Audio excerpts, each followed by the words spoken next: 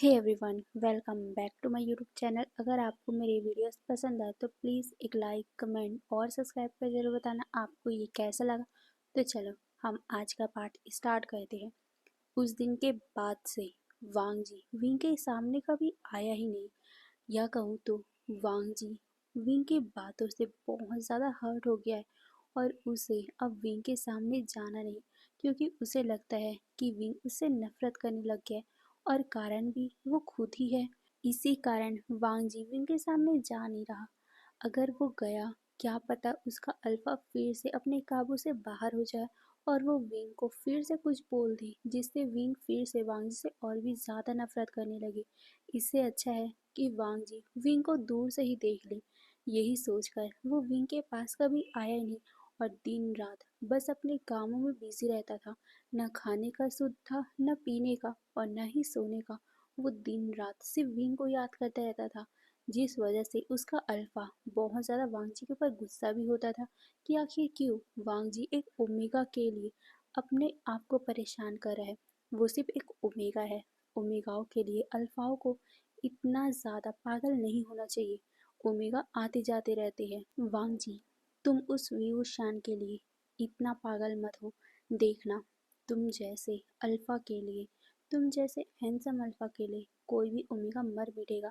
यहाँ लाखों ओमेगाएं हैं जो हमारी एक झलक पाने के लिए मर मिटने को तैयार है, और तुम हो जो उस कमजोर से ओमेगा को अभी भी भूल नहीं पा रहे हो। तुम उसके कारण अपनी जिंदगी बर्बाद क्यों कर रहे हो, और साथ में मेरी भी।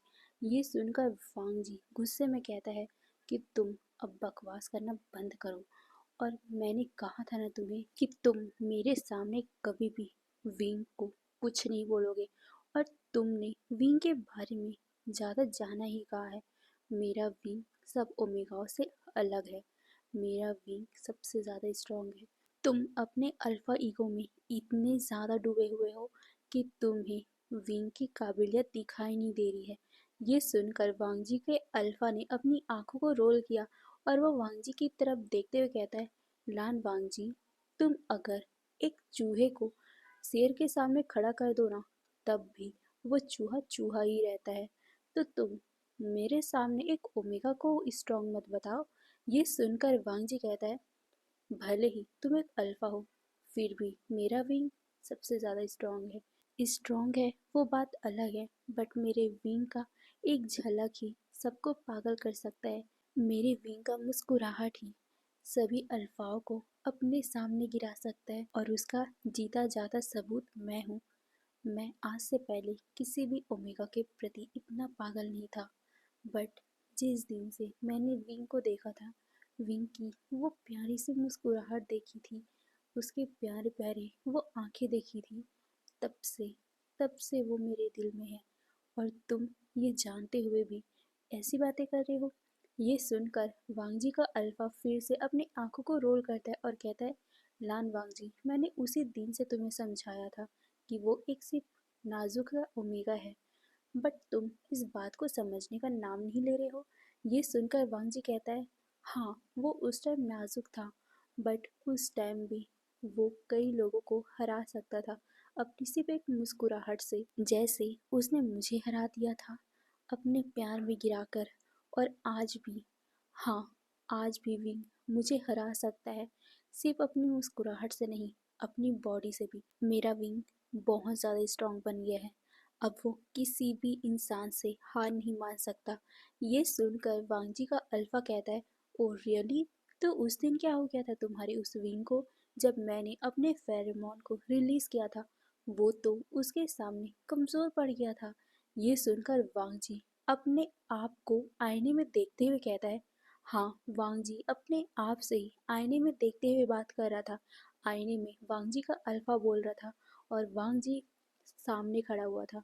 वांगजी आईने को देखते हुए कहता है, उस दिन मेरा विंग इसलिए वीक पड़ा था क्योंकि वो मुझसे प्यार करता है। जैसे मैं विंग के सामने वीक पड़ जाता हूँ क्योंकि मैं विंग से प्यार करता हूँ, वैसे ही विंग मुझसे प्यार करता है, इसीलिए वो मेरे सामने वीक हो जाता है। नहीं, वीक नहीं, वो तो इमोशनल हो जाता है, और तुम इसी चीज़ का फ़ायदा उठाते हो, और इसी चीज़ के लिए तुम विंग के सामने इतने स्ट्रांग बन के खड़े रहते हो। ये सुनकर वांगजी का अल्फा आईने के अंदर से बोलता है, तुम्हें गलत फहमी है। तुम्हें ये गलत फहमी है कि तुम्हारा विवस्वान स्ट्रांग है।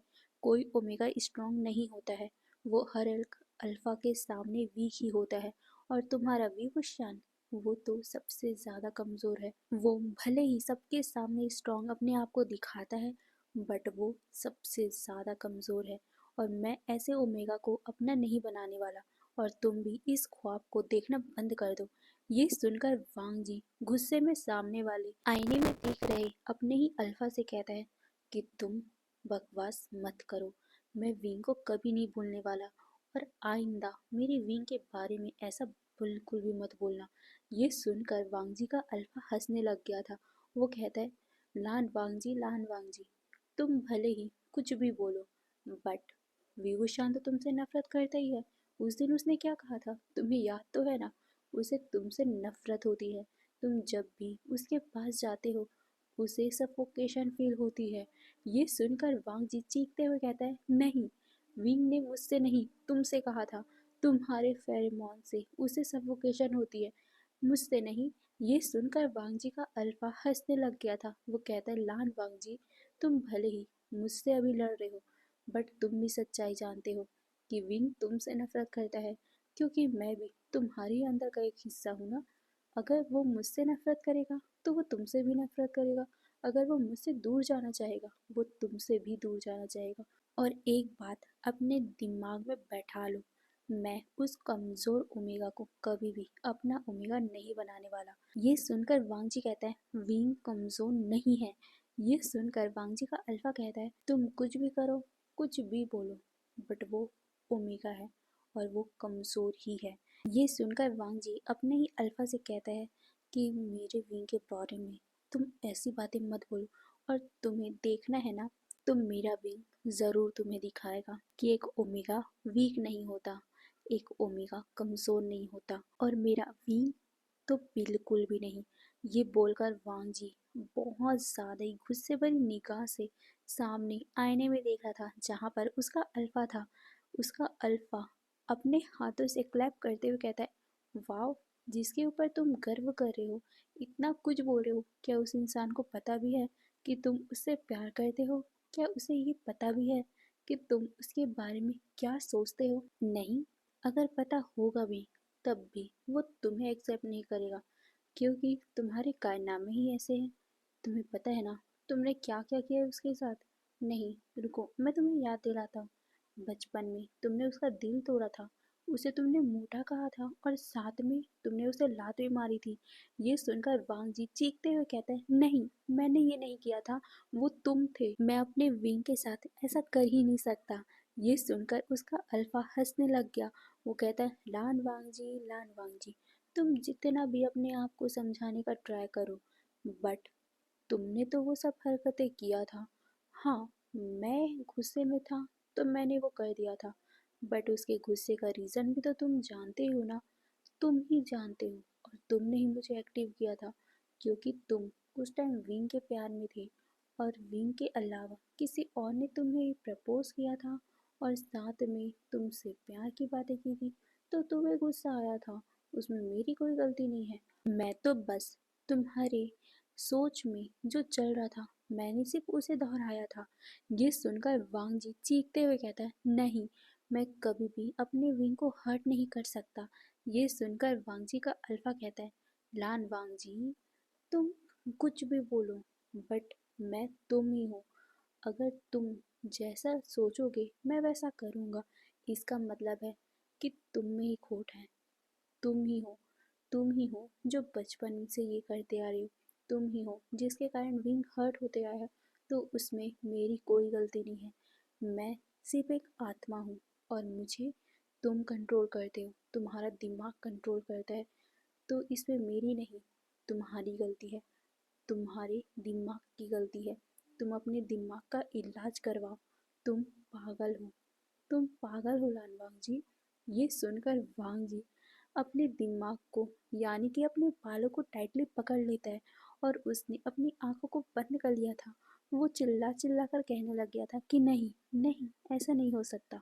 वहीं वांग जी अब इतने जोर जोर से चिल्लाने लग गया था कि बाहर हॉल में बैठे हुए उसके मॉम डैड और यहाँ तक कि उसके गगा को भी वांग जी की आवाज़ें सुनाई देने लग गई थी। वांग जी की चीखें सुनकर वो तीनों के तीनों ऊपर भागते हैं क्योंकि वांग जी का रूम ऊपर था। वो तीनों जल्दी जल्दी से वांग जी के डोर को नॉक करने लग गए, बट वांग जी बहुत ज़्यादा पैनिक कर रहा था। वांग जी जब से विंग उसकी लाइफ से गया था तब से, हाँ, तब से वांग जी इसी तरीके से अपने आप से बातें करता है। आपको मैं एक सच्चाई बताती हूँ। जब वांग जी को ये पता चला था कि उसने विंग को हर्ट किया था और विंग उसके कारण ही उसे छोड़ के चला गया था, उस टाइम वांग जी की तबीयत बहुत ज़्यादा खराब थी और उस दिन के बाद से वांग जी अपने आप को कोसता था। बट वो दिल ही दिल में अपने आप को ये तसल्ली भी दिलाता था कि नहीं, इसमें उसकी गलती नहीं है, उसके अल्फा की गलती है। और यही इसी टाइम वांग जी का दो पर्सनैलिटी आ गया, एक वांग जी और दूसरा वांग जी का अल्फा। वांग जी का अल्फा विंग के जाने के बाद से वांग जी को, जो वांग जी कमज़ोर हो चुका था, उसे एक स्ट्रॉन्ग बनाने के लिए विंग के ख्वाबों को उसके दिमाग से निकालना चाहता था। इसीलिए वो विंग के लिए बुरी बुरी बातें बोलता था। बट वांग जी के दिल में कहीं ना कहीं विंग के लिए प्यार था, जो अभी भी वांग जी के दिल में बसा हुआ है। तो उसने एक और ही पर्सनैलिटी का रूप ले लिया और उसने विंग का तरफदारी करना स्टार्ट कर दिया था। वांग जी के अंदर दो पर्सनैलिटी है, जिसमें वो अच्छा भी है बुरा भी है, और वांग जी की ये हालत उसके मॉम डैड जानते हैं। इसीलिए वांग जी का कई सारे डॉक्टरों ने इलाज भी किया था। हाँ, वांग जी का इलाज चल रहा है, नहीं, चल रहा है नहीं बोल सकते, चल रहा था। विंग के आने से पहले वो ठीक हो चुका था, बट ये सिर्फ लोगों के लिए था, वांग जी के लिए नहीं। वांग जी सिर्फ लोगों को दिखाने के लिए ठीक होने की एक्टिंग करता था, बट अंदर ही अंदर वो दो ही पर्सनैलिटी था। बट जब विंग आया तब वांग जी का वो दूसरा पर्सनैलिटी, उसका अल्फा, वो एग्रेसिव अल्फा फिर से उसका ऊपर हावी होने लग गया था क्योंकि विंग ने फिर से उसे रिजेक्ट जो कर दिया था। और इस बात से वांग जी के दिल में बहुत ज़्यादा गहरी चोट लगी थी और इसी चोट को भरने के लिए वांग जी का अल्फा उसे विंग को भूलने के लिए विंग के लिए बुरी बुरी बातें फिर से करने लग गया। और ये बात वांग जी को फिर से पसंद नहीं आ रही थी और यही कारण है कि वांग जी का ट्रॉमा, वांग जी का ये पागलपन फिर से एक्टिव हो गया। और अभी जब उसके मॉम डैड ने वांग जी की ये हालत देखी, वो बहुत ज़्यादा पैनिक हो गए थे। वो जल्दी से सिचैन को डॉक्टर को बुलाने बोलते हैं। सिचैन जल्दी से डॉक्टर को कॉल लगा देते हैं। डॉक्टर भी कुछ ही टाइम में वहाँ पर आ चुके थे, बट जैसे ही वो मेंशन में कदम रखते हैं, उन्हें वांग जी के रूम से बहुत ज़्यादा ही आवाज़ें आ रही थी।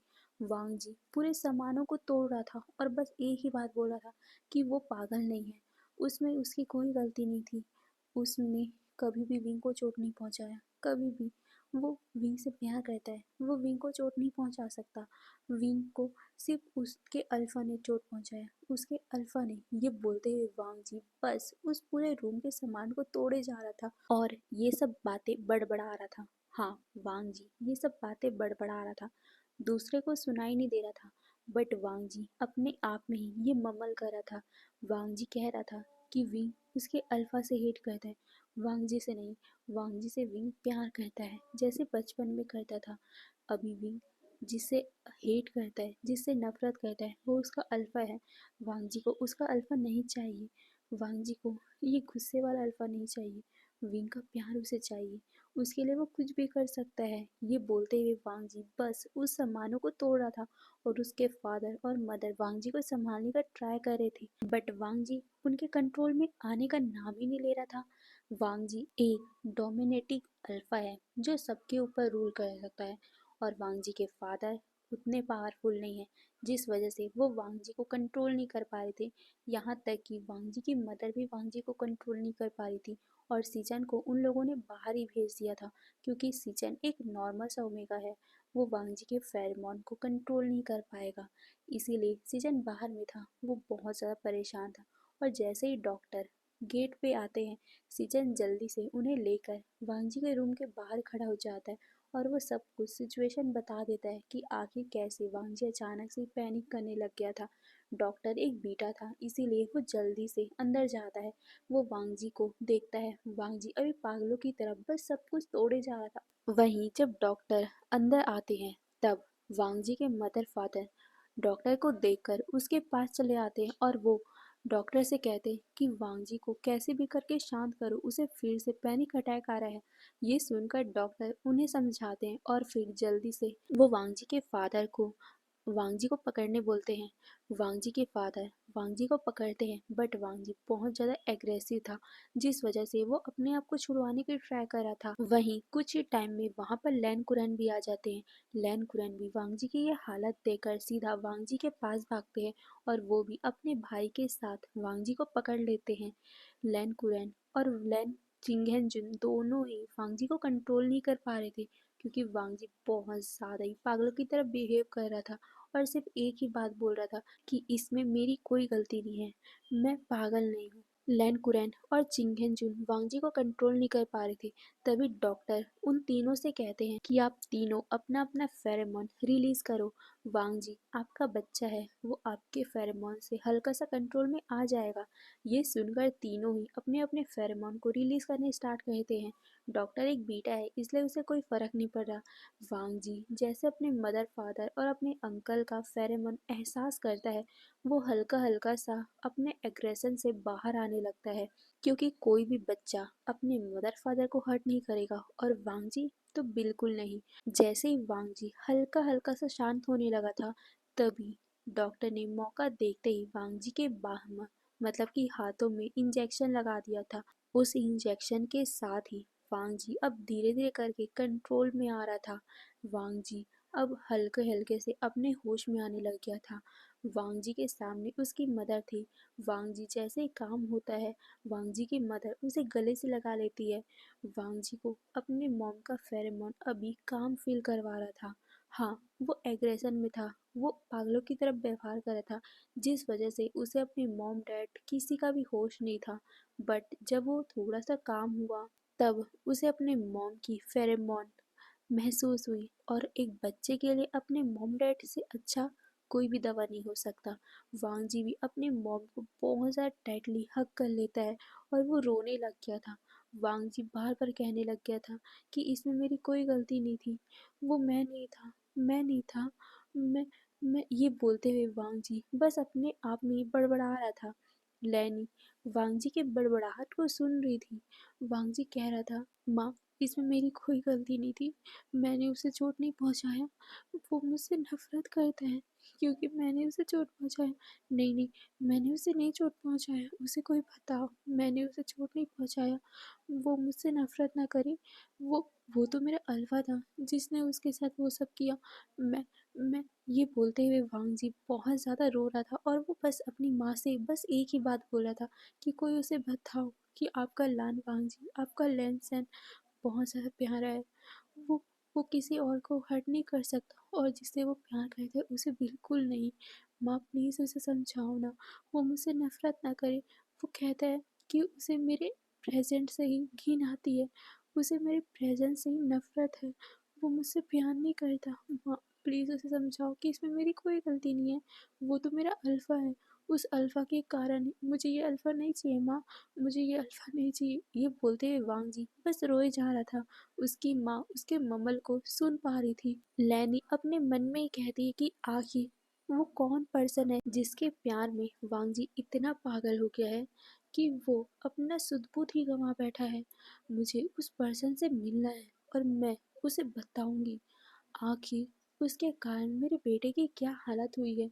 आखिर वो कैसे मेरे बेटे से नफरत कर सकता है, कोई कैसे कर सकता है। मेरा लानसन सबसे ज़्यादा अच्छा है, वो सबसे प्यारा बच्चा है, कोई भी उससे नफरत नहीं कर सकता। और उस ओमेगा ने मेरे बेटे से ये सब कहा है, मेरे बेटे के बारे में ये सब कहने की उसकी हिम्मत भी कैसे हुई। उसके कारण मेरा बेटा आज इस कंडीशन में है, उसे मैं कभी माफ़ नहीं करूँगी।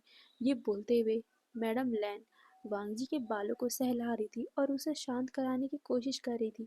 वहीं वांगजी धीरे धीरे करके उस दवा के नशे में बेहोश होता गया और मैडम लैन की ही बाहों में वो सो गया था। जब मैडम लैन को ये एहसास हुआ कि वांग जी अब सो चुका है, लैन चिंगहेंजुन और लैन कीरेन दोनों ही वांग जी को संभालते हैं और फिर आराम से वो बेड पर लिटा देते हैं। फिर लैनी उन दोनों से कहते हैं कि मुझे उस ओमेगा के बारे में जानना है। आखिर कौन सा ओमेगा है जिसकी वजह से मेरा बेटा इस कंडीशन में है। मुझे जानना है कि आखिर क्या हुआ था जिस वजह से मेरे बेटे ने ये तक कह दिया कि उसे अपना ही अल्फा नहीं चाहिए। जो अल्फा सबको प्यारा होता है उससे मेरा बेटा नफरत करता है। आखिर हुआ क्या है, मुझे जानना है। अल्फा, आप कुछ भी करो, पता करो। पहले भी आपने इस बात को बहुत हल्के में लिया था, बट देखिए उसका नतीजा क्या हुआ। मेरे बेटे की हालत इतनी बुरी हो गई है और आप अभी भी अपने हाथ पे हाथ धरे बैठे रहोगे। ये सुनकर चिंगहेंजुन लैनी को समझाते हैं और कहते हैं, हमने उस टाइम प्रयास किया था, हमने ढूंढने का ट्राई किया था, बट वांग जी खुद उसे छुपा रहा है, तो हम क्या कर सकते हैं। तुम्हें पता है, वांग जी के रहते हम उस चीज़ को पता नहीं लगा सकते। ये सुनकर लैनी कहती है, वांग जी हमारा बेटा है, हमें जानने का पूरा हक है। मैं नहीं जानती, कुछ भी करो, पता करो। ये सुनकर लैन चिंगहेंजुन कहते, ठीक है, तो तुम खुद एक बार ट्राई करो। वांग जी उठेगा तो तुम खुद उससे पूछ लेना, क्योंकि हमने तो कई बार उससे पूछ लिया है, बट वो है कि हमें वो बात पता चलने ही नहीं दे रहा है। तुम एक बार बात करके देखना, क्या पता वो तुम्हें बता दे। ये सुनकर लैनी कहती, हाँ, मैं इस बार इस बात को हल्के में नहीं लूँगी। मैं अपने बेटे की ऐसी हालत नहीं देख सकती। अगर मेरा बेटा उस ओमेगा को इतना पसंद करता है तो मैं उस ओमेगा को मेरे बेटे के लिए ला कर ही रहूँगी, मुझे कुछ भी करना पड़े, बट मैं अपने बेटे की ये हालत नहीं देख सकती। ये बोलते हुए वो वांग जी को देख रही थी। उनके आंखों में हल्के से आंसू भी बन गए थे। उन्हें पहले की बातें याद आने लग गई थी कि कैसे बचपन में जब विंग वांग जी की लाइफ से गया था तो वांग जी कैसे ऐसे ही पैनिक करा करता था और वो बहुत ज़्यादा रोता था और सब कुछ तोड़ता था, अपने आप को हर्ट करता था। उस टाइम भी लैनी ने वांग जी से बात करने का ट्राई किया था, यहाँ तक कि सब ने वांग जी से पूछा था कि आखिर हुआ क्या है, क्या बात है, बट वांग जी ने उस टाइम भी कुछ नहीं बताया था और ना ही बाद में भी। उन लोगों ने कई बार ये चीज़ पता करने की कोशिश की थी, बट वांग जी वो कभी भी उन लोगों को ये पता चलने ही नहीं दिया। पहले वांग जी और सिर्फ उसके दोस्तों को ही तो पता था कि वांग जी किससे प्यार करता है और आखिर वहाँ हुआ क्या था। तो वांग जी ने अपने दोस्तों को मना कर दिया था कि वो कुछ नहीं बताएंगे, तो उनके दोस्तों ने भी कुछ नहीं बताया, क्योंकि होता है ना भाईचारा वाला, क्योंकि भाई ने बोल दिया तो उनके दोस्त तो करेंगे ही। यही चीज़ वांग जी के दोस्तों के साथ भी था। वांग जी ने एक बार कहा कि मॉम डैड को कुछ नहीं पता चलना चाहिए, तो उनके दोस्तों ने भी कुछ नहीं बताया। हाँ, उनका मन करता था कि वो वांग जी के बारे में उनके मॉम डैड को बता दे, बट वांग जी ने अपनी कसम दे रखी थी और भाई का कसम वो कभी भी नहीं तोड़ सकते थे, इसलिए उन्होंने कभी भी मैडम लैन और साथ ही लैन चिंगेंजुन को ये बात पता चलने ही नहीं दी, यहाँ तक कि सीचैन को भी नहीं चलने दी। अब हम प्रेजेंट में आते हैं। वांग जी बहुत ज़्यादा ही गहरी नींद में था, बट उसमें भी वो बस एक ही बार बार पढ़ा रहा था, विंग मुझसे नफरत मत करो, मैं तुमसे बहुत ज़्यादा प्यार करता हूँ, मैं तुम्हारे बिना जी नहीं सकता, इसमें मेरी कोई गलती नहीं है विंग, मुझे उस टाइम पता नहीं था कि तुम थे वो, प्लीज विंग मुझे छोड़ के मत जाओ विंग। ये बोलते हुए वांग जी अपने सामने जो विंग था, वही छोटा सा गोलू मोलू सा विंग जो उसे छोड़कर जा रहा था। वांग जी उसे देखते हुए बस एक ही बात बड़बड़ा था। हाँ, वांग जी सपने में था और सपने में वो सिर्फ विंग को रोक रहा था और कह रहा था कि उसकी लाइफ से मत जा। वो वो उसे बहुत प्यार करता है, वो उसके बिना जी नहीं सकता। वांग जी यही सपना देखते हुए बहुत ज़्यादा ही डर रहा था, क्योंकि विंग उसके पास से दूर जाते जा रहा था, जो वांग जी सहन नहीं कर पा रहा था। उसके दिल में बहुत ज़्यादा दर्द हो रहा था। अब हम दूसरी तरफ का सीन देखते हैं, पूरे 2 दिन बाद का सीन। विंग अपने क्लास में बैठा हुआ था, बट उसके क्लास में बिल्कुल भी ध्यान नहीं था। वो बार बार बाहर की तरफ देख रहा था, खिड़की से बाहर, जहाँ से उसे बास्केटबॉल का कोच दिखाई देता है।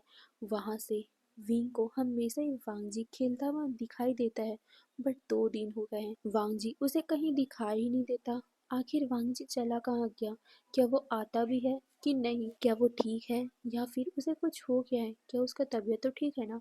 विंग के दिमाग में यही बातें चल रहा था और वो सिर्फ बाहर खिड़की से बाहर की तरफ देख रहा था।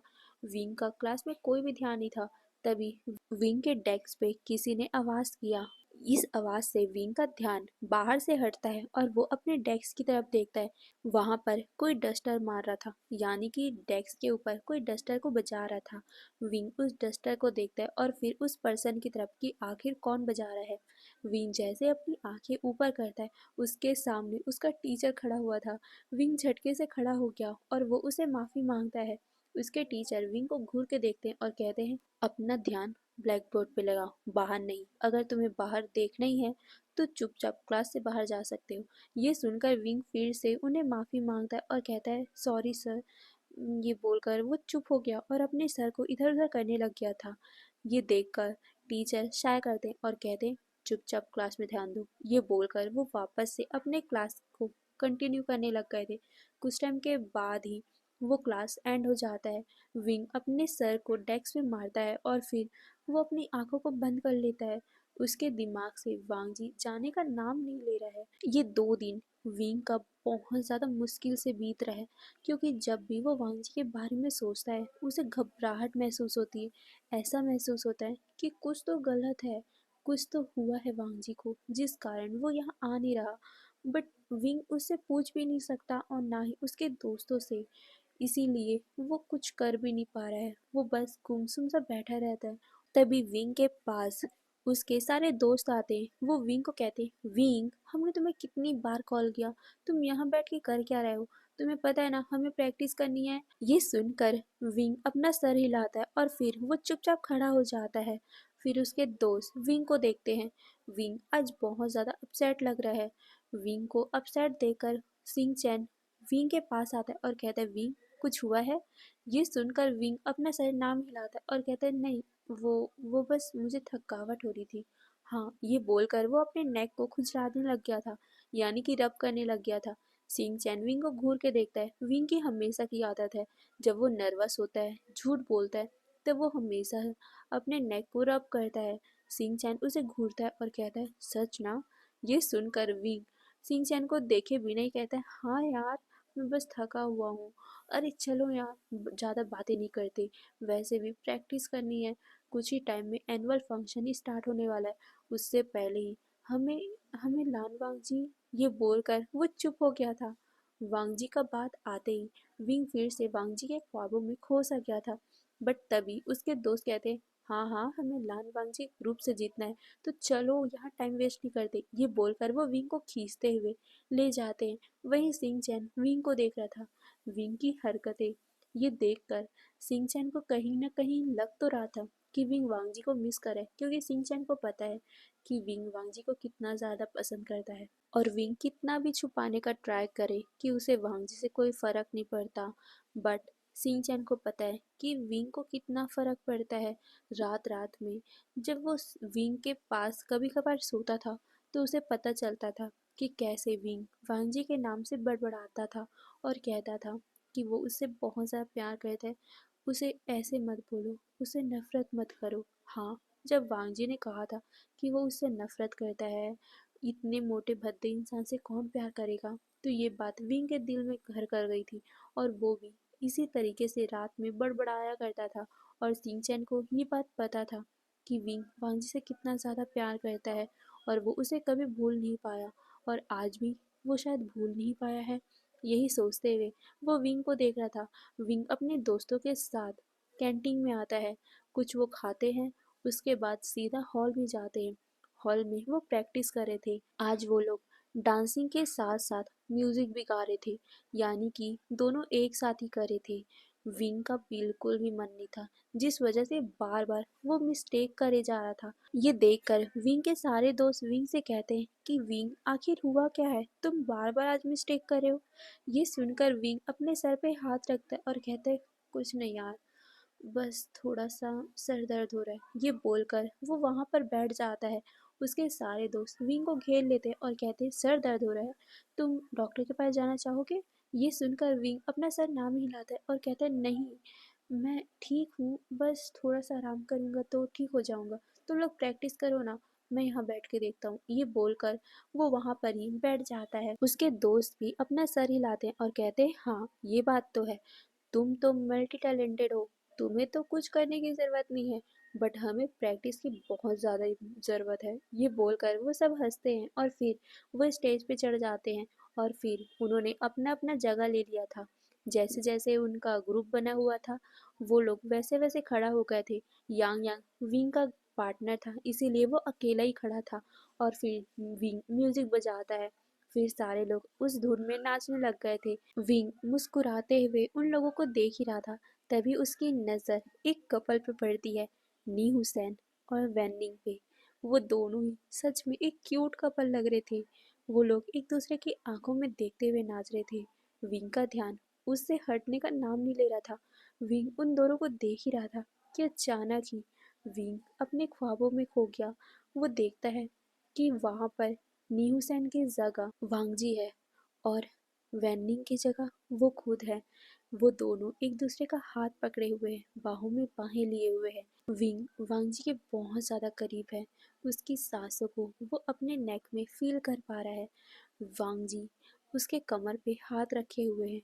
वांगजी विंग को इंटेंस नज़र से देख रहा है। विंग उसे देख रहा है। दोनों ही एक दूसरे को देख रहे हैं। विंग वांगजी के गले में अपने बाहें डाल लेता है, यानी कि अपने हाथों को वो वांगजी के नेक में रैप कर लेता है। और वहीं वांगजी विंग के कमर में, वो दोनों ही बहुत ज़्यादा करीब थे। विंग ने मुस्कुराते हुए अपने सर को वांगजी के शोल्डर पे रख लिया था और वो बस अपनी आंखों को बंद कर लेता है। उस म्यूजिक में विंग खो सा गया था और वो वांगजी के उस स्वीट से सैंडलवुड फ्रेग्रेंस को स्मेल कर रहा था। विंग वांगजी को कहता है, लेंसन, तुम्हारे फेरोमोन कितने ज़्यादा कामिंग है, तुम्हें पता है, तुम बहुत ज़्यादा स्वीट हो। तुम मैं ये बोलते हुए विंग शर्माता है और फिर वो वांगजी की तरफ देखता है और उसकी आंखों में देखते हुए कहता है, लेंसन, तुम मुझ पे गुस्सा तो नहीं करोगे ना? मैं तुम्हें एक बात बोलूं? ये सुनकर वांग जीविंग के आंखों में देखते हुए कहता है, मैं तुम पे क्यों गुस्सा करूंगा? तुम मेरे क्यूट से चबी से विंग हो। ये सुनकर विंग मुंह बनाता है और कहता है, मैं चबी नहीं हूँ, देखो मैं स्लिम और हॉट बन चुका हूँ। ये सुनकर वांग जी हंसता है और कहता है, हाँ, मैं क्यूट से चबी से हॉट विंग। ये सुनकर विंग अपना पाउट बनाता है। वांगजी विंग को देखता है और अचानक ही वांगजी ने विंग के होठों को किस कर लिया और फिर वो विंग से अलग भी हो जाता है। ये सडन वाला किस था जिससे विंग शॉक था और वो वांगजी को देखता है। वांगजी कहता है, अब तुम्हें पता चला कि मैं तुमसे कितना प्यार करता हूँ। ये सुनकर विंग शर्माता है और कहता है, लैन सैन। ये सुनकर वांगजी विंग को अपने और भी ज़्यादा करीब खींचता है और कहता है, विंग, मैं तुमसे सच में बहुत ज़्यादा प्यार करता हूँ, इतना ज़्यादा कि तुम बता नहीं सकता, मैं तुम्हारे बिना मर जाऊंगा। ये सुनकर विंग कहता है, अच्छा, बट मैंने बचपन में तुम्हें प्रपोज किया था तो तुमने तो मुझे इनकार कर दिया था ना, तुम गंदे हो। ये बोलकर विंग अपना मुंह बनाता है। वांग जी उसे देखता है और कहता है, विंग, उस टाइम मैं पागल था, जिस तुम्हारे प्यार को समझ नहीं पाया, बट अब मैं तुमसे बहुत ज़्यादा प्यार करता हूँ, मैं तुमसे दूर नहीं होना चाहता। तुम्हें पता है, जब मैं तुम्हें दूसरे अल्फाओं के पास देखता हूँ तो मुझे बहुत ज़्यादा जेलसी होती है, इसीलिए तो मैं तुम्हें बुली करता हूँ, इसीलिए तो मैं तुम्हारे साथ ऐसा बर्ताव करता हूँ। बट जब भी मैं ऐसा करता हूँ मुझे बहुत ज़्यादा बुरा लगता है विंग, प्लीज़ दूसरे अल्फाओं के साथ मत रहा करो ना, प्लीज़ ना। ये सुनकर विंग वांगजी को देखता है और कहता है, बट मैं तुम्हारी बात क्यों मानूं, और मुझे क्या पता मेरे जाने के बाद तुमने कितनी ओमेगाओं को डेट किया होगा, कितनी ओमेगाओं को किस किया होगा, कितनी ओमेगाओं के साथ। ये बोलते हुए विंग चुप हो गया था। उसके आंखों में हल्की सी उदासी आ गई थी। वांगजी जल्दी से विंग को देखता है, उसके बालों को हल्का सा पकड़ता है, उसके सर को ऊपर करता है और कहता है, विंग, नहीं, मैंने आज से पहले किसी भी ओमेगा को टच नहीं किया, मैंने किसी भी ओमेगा की तरफ देखा भी नहीं, सिर्फ तुम हो, सिर्फ तुम हो जिसे मैंने देखा है, तुम्हें छुआ है, तुम्हें। ये बोलते हुए वो विंग की आंखों में देखता है और फिर धीरे धीरे करके वो विंग के होठों के करीब आने लग गया था। विंग भी वांगजी के करीब आता है और फिर दोनों का लिप्स टच हो जाता है। वो क्यूट सा, प्यारा सा, स्वीट सा किस कब वाइल्ड में बदलता जा रहा था पता भी नहीं चल रहा था। विंग उसमें खो सा गया था। तभी अचानक से विंग को किसी ने हिलाया, यानी कि विंग अभी तक सपना देख रहा था, वो सो चुका था। विंग के दोस्तों ने अपनी प्रैक्टिस तो कर ली थी और जब वो प्रैक्टिस करके विंग की तरफ देखते हैं वो शॉक थे। विंग बैठे बैठे ही सो गया था। ये देखकर वो मुस्कुराते हैं, वो विंग के पास आते हैं। वो कई टाइम तक मतलब बहुत टाइम तक विंग को बस देखते ही रहे थे। फिर जैसे उनको लगता है कि अब बहुत ज़्यादा टाइम हो गया, अब घर जाने का टाइम हो चुका है, विंग को उठा देना चाहिए, तो उन्होंने विंग को उठाना ही स्टार्ट कर दिया था। बट विंग इतनी गहरी नींद में था कि वो उठ ही नहीं रहा था। वहीं विंग अपने सपने में था ही कि तभी अचानक से उसे कुछ हिलता हुआ महसूस होता है। विंग उस मूवमेंट को खराब नहीं करना चाहता था, बट कोई उसे बार बार हिला रहा था, जिस वजह से विंग अपनी आंखें खोलता है झटके से और वो इधर उधर देखता है। तब उसे पता चलता है कि वो तो सपना देख रहा था और साथ ही उसके सारे दोस्त उसके पूरे चारों तरफ बैठे हुए हैं। विंग घबरा गया था। वो उन लोगों से कहता है, तो तुम लोग यहाँ? तभी विंग को याद आता है, ओ शिट, वो तो ऑडिटोरियम में यानी कि हॉल में बैठे बैठे ही सो गया था। विंग अपने सर को खुजलाता है और फिर अपने दोस्तों से कहता है, तुम्हारी प्रैक्टिस खत्म हो गई? ये सुनकर वो कहते हैं, हाँ कब से खत्म हो गई है, हम तुम्हें कब से उठाने का ट्राई कर रहे हैं, बट तुम यहीं सो गए। तुम्हें इतना ज़्यादा थकावट था क्या? तो तुम घर चले जाते। विंग अपना सर ना में हिलाता है और फिर वो अपनी जगह से खड़ा होता है और वो अपने सपने के बारे में ही सोचने लग गया था। बट वो अपना सर शेक करता है और फिर वो एक गहरी सी सांस लेता है और फिर अपने दोस्तों के साथ वो फिर से नॉर्मली बातें करने लग गया था। और बातें करते हुए वो उस हॉल से यानी कि ऑडिटोरियम से बाहर आते हैं।